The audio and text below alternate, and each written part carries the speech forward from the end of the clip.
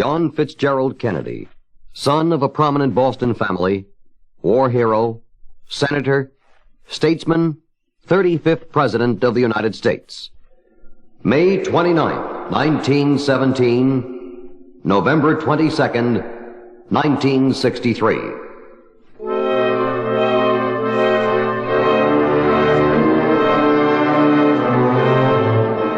The world knows of the tragedy that struck America. A sharp, cracking sound of a high-powered assassin's rifle told the tragic tale in echoing volleys. 3 days later, the volley thunder of precision military honor guards echoed their last tribute to John Fitzgerald Kennedy.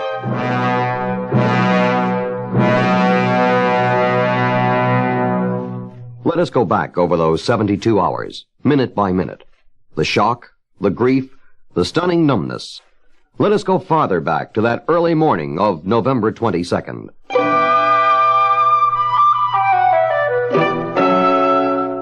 President Kennedy awoke early in his Fort Worth motel. He was on his second day of what was already being billed as a triumphant political stumping tour in Texas. San Antonio, Houston, Fort Worth. An exuberant President Kennedy briskly walked to a waiting limousine. He and Mrs. Kennedy were to attend a Fort Worth Chamber of Commerce breakfast. Thousands gathered to cheer the nation's chief executive and first lady. Mrs. Kennedy was wearing a pretty pink wool suit. President Kennedy wore a plain blue suit. That morning there was a slight mist in the Texas sky, but otherwise a comfortable day. Elsewhere around the nation, people were waking to sunny skies and warm weather. History was being made as the president gave what later would become his final public speech. We would like to live as we once lived, but history will not permit it. The communist balance of power is still strong. The balance of power is still on the side of freedom. We are still the keystone and the arch of freedom, and I think we will continue to do as we have done in our past, our duty. I'm confident, as I look to the future, that our chances for security, our chances for peace, are better than they've been in the past. And the reason is because we're stronger. And with that strength is a determination to not only maintain the peace, but also the vital interests of the United States. To that great cause, Texas and the United States are committed. Thank you.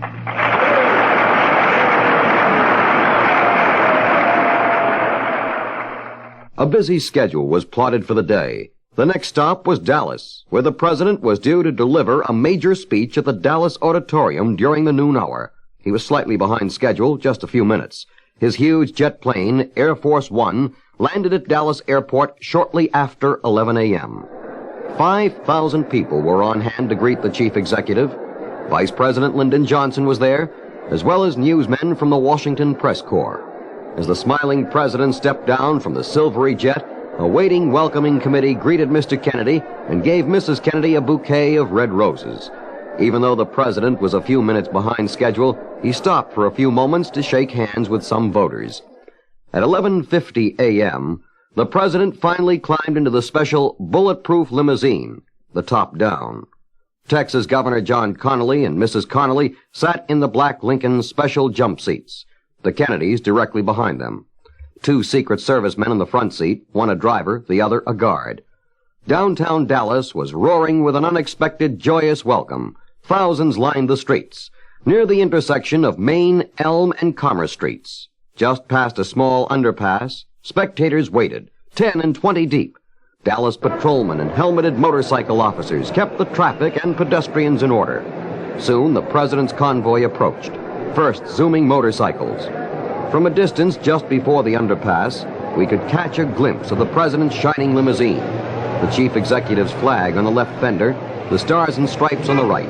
Then there was a Secret Service car, followed by Vice President and Mrs. Johnson, then more Secret Service men, then the cars and buses loaded with newsmen from around the world. It was 12:29 p.m. now, and within a single moment, at exactly 12:30 p.m. this Friday, November 22nd, 1963, the world's attention would be focused on that street corner just below the underpass. It was then that 1,000 things happened.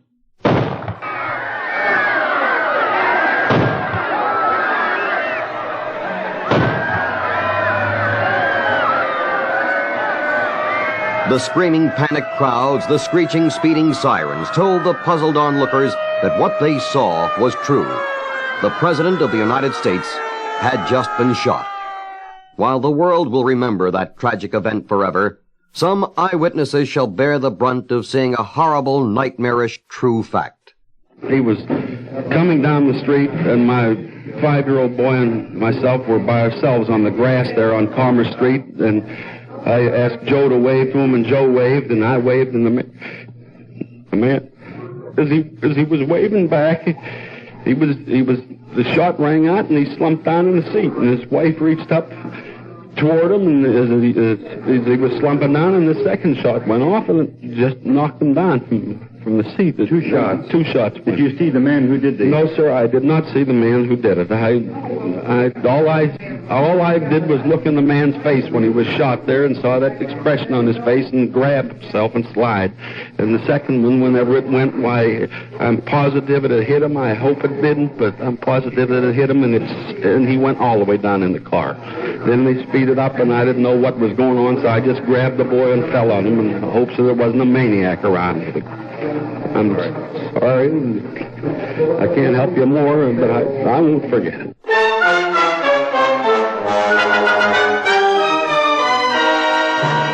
The President was shot twice, but there had been still another shot fired.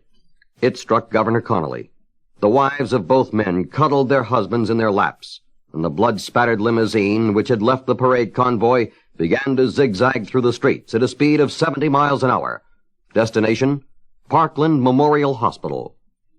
At the now infamous underpass, men and women were running, some dropping to the ground, others falling on their children for protection against any possible further shootings. Policemen began scurrying about, their pistols drawn. Secret Service agents had their submachine guns drawn, their eyes glaring up and down the streets, peering into doorways, glancing at windows of nearby buildings.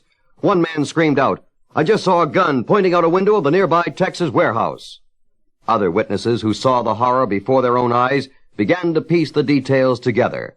Moved into the street just as the President's car came by, and actually we were almost touching the car. The President was on the right, Jackie was on the left, in the back seat. And they were smiling and waving to the crowd. And they passed us very quickly. The car was moving quite quickly. And just as they got about a half a block from where we were standing, the shots rang out. The President seemed to stand up at first and fall backwards, and then fell to the left right into Jackie's arms. As we were just milling around there was just mass confusion. I think that possibly they did know right then, because of the sounds were quite vivid, the shooting sounds. And then the complete breakup of the parade indicated that everyone seemed to be aware that something drastic had happened. Something drastic had happened. 12:32 p.m. Police began scouring the school building. They found nothing on the first 5 floors. Then, midway between the 5th and 6th floors of that huge warehouse, behind several crates of textbooks, a policeman found a foreign-made 6.5-millimeter rifle, a high-powered telescopic lens attached. More troopers rushed up to the 6th floor. There, discovered near an open window, were 3 empty rifle shells, the scraps of a chicken dinner, and an empty soda bottle.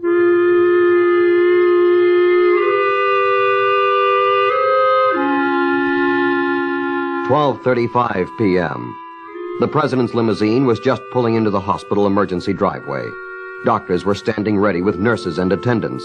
They had already been notified that someone had been shot in the presidential convoy. It wasn't until they saw Mrs. Kennedy holding on to the President's limp body that they realized an international tragedy had just occurred. At that very moment, a frightened little boy was telling police he saw a man running from the building just moments before. 12:36 p.m. Police issue a radio call for an all-points pickup. White male, about 30 years old, 160 to 165 pounds. At least one Dallas police officer apparently got that bulletin. His name was Patrolman J.D. Tippett, 38 years old. 12:45 p.m. 2 Roman Catholic priests entered the hospital. Fears mounted among the newsmen. Hospital people and spectators gathered outside the building. The next announcement came at a few minutes after 1 o'clock. It was the announcement that stopped a nation in its tracks. The world became stunned and grief-stricken. In a barely audible voice, a press secretary read the following words. President John F. Kennedy died at approximately 1 p.m. Central Standard Time here in Dallas. He died of a gunshot wound in the brain. I have no further details of the assassination.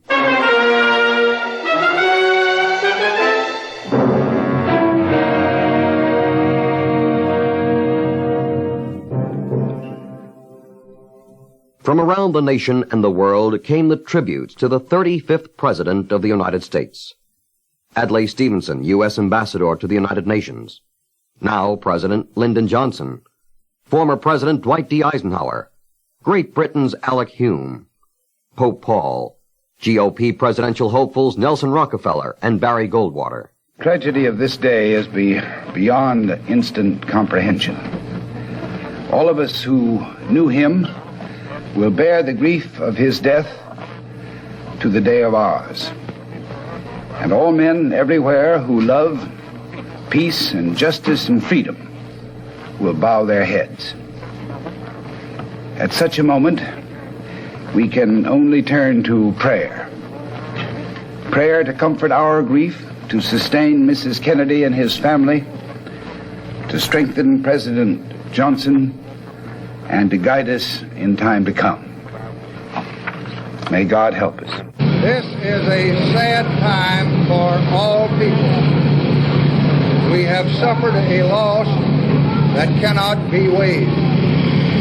For me, it is a deep personal tragedy. I share the sense of shock and dismay that the entire nation must feel at the despicable act that took the life of the nation's president. On the personal side, Mrs. Eisenhower and I share the grief Mrs. Kennedy must now feel, and we send to her our prayerful thoughts and sympathetic sentiments in this hour. In the face of such a terrible thing, I'm sure the entire citizenry of the nation will join as one man in expressing not only their grief, but their indignation at this act, and will stand faithfully behind the government. The American nation is a people of great common sense, and they are not going to be stampeded or bewildered. This moment is the more poignant because only a few weeks ago I was walking with President Kennedy in the grounds of the White House, and he was telling me of his plans to guard and to keep the peace of the world. And as I recall his vivid presence, he lives in my mind as a man who, first of all, was a man of peace and a man with a deep religious faith, which was dedicated to healing the divisions between men. In 3 short years of his presidency, he left an indelible mark on his country and on the world. And for us in Britain, his loss is a deep and a sad one, because he was the most loyal and faithful of allies. We are deeply shocked by this sad and tragic news of the killing of the President of the United States of America, John Fitzgerald Kennedy, and the serious wounding of Governor Connally. And we are profoundly saddened by so dastardly a crime, by the mourning which afflicts a great and civilized country in its head, by the suffering which strikes at Mrs. Kennedy, her children, and the family. With all our heart, we deplore this unhappy event.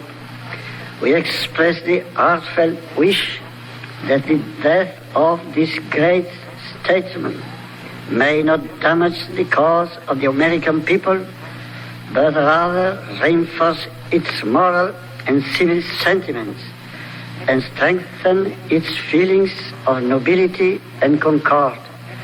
And we pray to God that the sacrifice of John Kennedy may be made to favor the cause he promoted and to help defend the freedom of peoples and peace in the world.